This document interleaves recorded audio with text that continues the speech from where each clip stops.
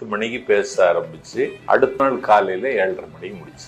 ரெக்கார்டை வந்து இது வரைக்கும் யாருமே பிரேக் பண்ணலையா? நீங்க தான் இந்த ரெக்கார்டு 9 மணி நேரம் நீங்க தான் வச்சிருக்கீங்க இந்த ரெக்கார்டை. ஆமா, இல்ல சீமான் தொடர்ச்சியா பேசினதா சொன்னாரு. 16 மணி நேரம் அவர் பேசி இருக்கிறாரு. யார்கிட்ட? விஜயலட்சுமி.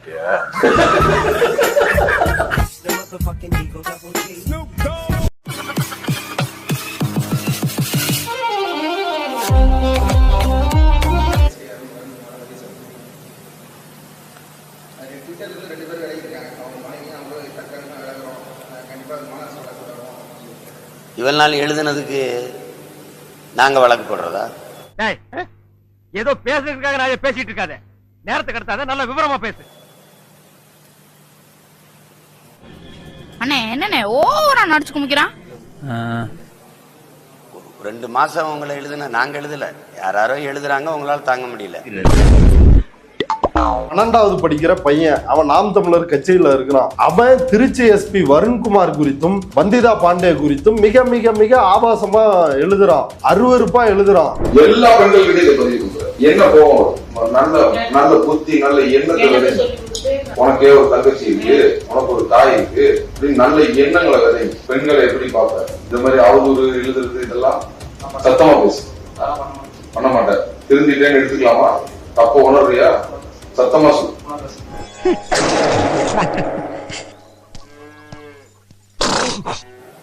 தம்பி, 15 வருஷமா எங்க அம்மாவை, என் தங்கைய, என் உடன் பிறந்தார்களை, என் பக்கத்தில் இருக்கிற என் அக்கா தங்கைகளை, என் மனைவியை எவ்வளவு கேவலமா எழுதுனீங்க. அதெல்லாம் நீங்க காசு கொடுத்து எழுதுனதான? அப்போ நாங்க எவ்வளவு சகித்திருக்கோம்.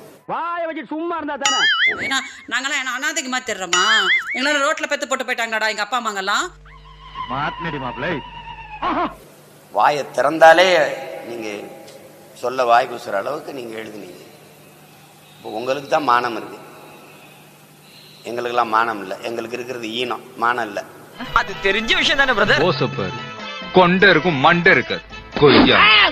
அது வந்து தலைவலியும் காய்ச்சலும் தனக்கு வந்தா தான் தெரியும். இதே உணர்வு தான், இதே வருத்தம் தான் எல்லாருக்கும் இருக்கும்.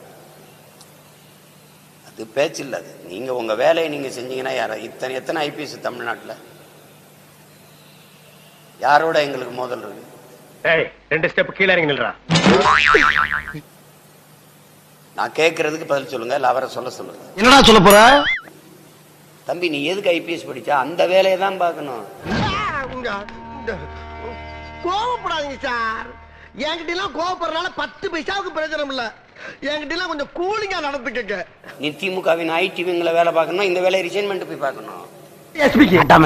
என்னடா ரொம்ப ஓவரா போய்கிட்டு இருக்கீங்க, கொஞ்சம் அடக்கி வாசிங்க. புரியுதா?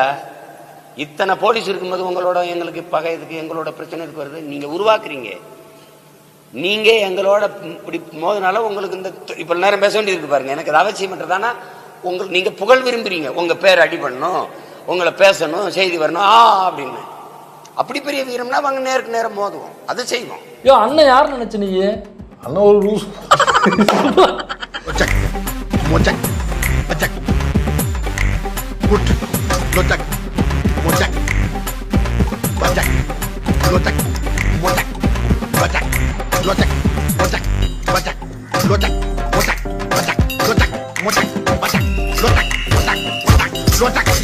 அதாவது அவர் வந்து ஒரு சண்டை பயிற்சி கலை நிபுணர். அவரு சாதாரண ஆள் கிடையாது. அவங்க இதுலதான் நிபுணர் இல்ல. வாயை திறந்தா நான் பல பேரை கூகுளுக்கே தெரியாத மேட்டர்லாம் அந்த பிசிக்கு தெரிஞ்சு. எவ்வளவு பெரிய ஆளுங்க. உங்க பேர் அடி பண்ணணும், உங்களை பேசணும், செய்தி வரணும் அப்படின்னு. அப்படி பெரிய வீரம்னா அவங்க நேருக்கு நேரம் மோதுவோம், அதை செய்வோம். நீ அடி, நான் பாக்க. அடே, நான் சொன்னது தமிழன்ட்ட மோதலவன அடிப்பேன்னு சொன்னடா. ஓ, நான் தமிழன்னு உனக்கு தெரிஞ்சு போச்சா? நீ எல்லாரும் உயிரோட இருக்க. நண்பா போல பாய், நான் தமிழ, நீ நடிக்கல. தோ சர்தாஜி, அவர் அடி. எனி டைம் சோறு தண்ணில கூட கிரவுண்ட்ல தான் இருப்பேன். என் கையை நீ மாட்டினா உனக்கு என்ன பண்ணுவேன்? பறந்து பறந்து அடிக்க மாட்டேன் நானே. எனக்கு அறிவுறுத்தி இருக்கிறது வந்து எல்லாரும் வழக்கு நீதிமன்றத்தில் இருக்கிறனால நீ வாயை மூடிட்டு போ அப்படிங்கிறாங்க. இருந்தாலும் நீங்க பெரியவர் கேட்கறதுனால சொல்றேன். நான் புலி. கொட்டை எடுத்ததா எடுக்காததா? எடுத்ததா. நந்த புலி சொல்ல, பாய் புலி சொல்ல. சார்பா இந்த கத்தி சவுண்டே போடாது தெரியுமா தம்பி? மொக்க கத்தின சவுண்டு போடும். போயிட்டு எங்க பாரு நாங்களாம் சத்தம் போடுறோம் பாத்தியா? பூனை சண்டைக்கு கூப்பிட்டா புலி போய் சண்டை போடுமா இல்லை பேசாமல் போகுமா, அதை மட்டும் யோசிக்கிறீங்க. எப்படி எல்லாம் சமாளிக்க வேண்டியதா இருக்குடா. ஆள் பார்த்தோன்னே தெரியுதுல்ல இது புலியா இது பூனையான்னு, அது முக சாயல்லே தெரியும். இப்பவும் சொல்கிறேன், பாக்ஸிங்கும் விடு கத்தியும் விடு, நீ என்ன சண்டைக்கு வந்தாலும் எனி டைம் நான் எந்த நேரத்தில் நான் ரெடியாக இருக்கிறேன். உனக்கு எப்போ வந்து மூடு வருதோ சண்டை போடுறதுக்கு வா. ஓஹோ, எனக்கு நிறைய வேலை இருக்குன்னு தெரிஞ்சுக்கிட்டு வலுக்கட்டாயமா முழுக்கிறேன். லீவா இருக்குன்னு இன்னைக்கு எனக்கு லீவ போடு லீவ லீவ் போட முடியாது. சரியான ஆம்பளை தடுக்கிறது சரியா, தடுக்கிறது, அடிக்கிறது, அப்புறம் அடிக்கிறது, பிளாக் அண்ட் அட்டாக். ஆமா, அப்புறம் தடுக்கல அடிக்கிறது. மூணாவது தடுக்கும் போது தடுத்து அடிச்சிருது. இப்ப மூணாவது நீ அடிக்கணும்னு நினைக்கிறதுக்கு முன்னாடியே நான் அடிச்சிடுறது. அது என்ன வெப்சைட்? அது என்ன வெப்சைட் தெரியல, அண்ணனை கேட்டா தெரியும்.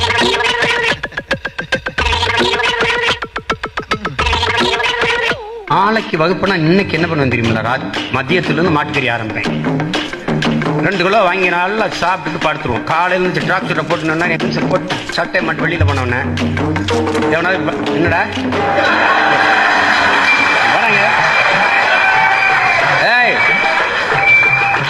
சிரிக்க சிரிக்க பேசுறேன். நினைக்க ரொம்ப சீரியஸான ஆள் நான், கவனம் இல்லாம எதா பண்ற கூட.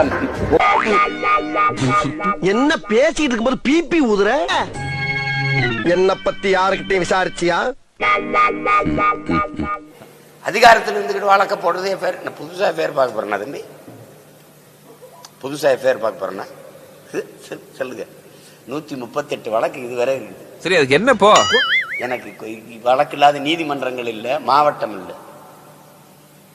நீ புதுசா போட்டு என்ன அதிகாரியை பார்த்து பேசுற பேச்சாது போடுங்க 2.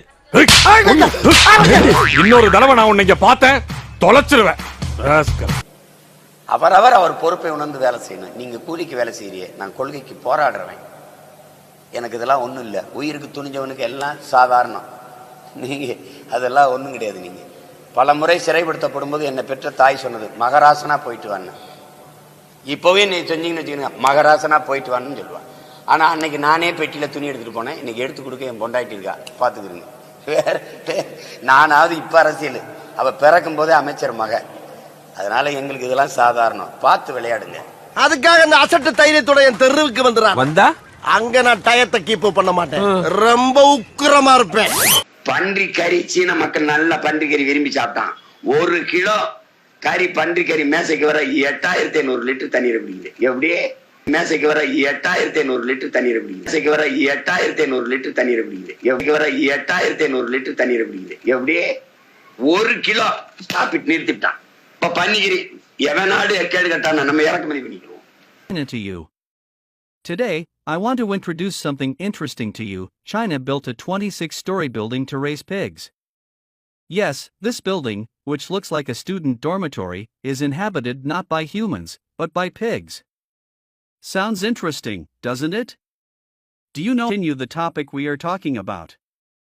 This is a highly automated high-tech pig building, equipped with the world's most advanced DCS automation control system, with more than 30,000 control points and accurate feeding.